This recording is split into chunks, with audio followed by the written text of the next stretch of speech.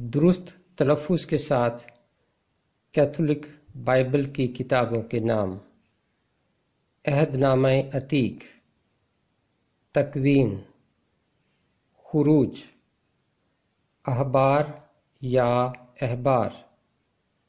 عدد، تثنیہ شرع، یوشوا، قضات، راؤت، سموئیل، ملوک، اخبار، عزرا، نہمیہ،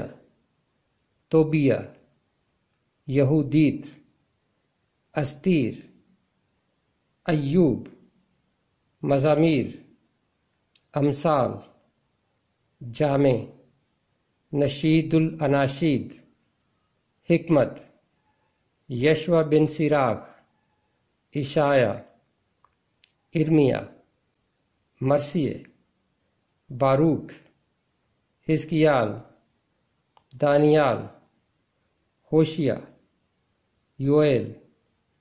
آموس، عبدیہ، یونس، میکا، نحوم، حبقوق، صفنیہ، حجائی، زکریا، ملاکی، مکابیین۔ عہد نامہ جدید، انجیل مقدس بمطابق مقدس متی، مرکس، لوکا، یوحنا،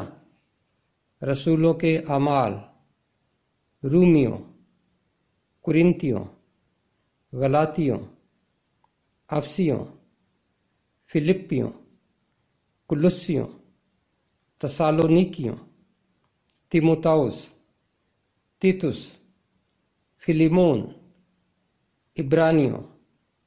یعقوب، پطرس، یوحنا، یہودا، مکاشفہ۔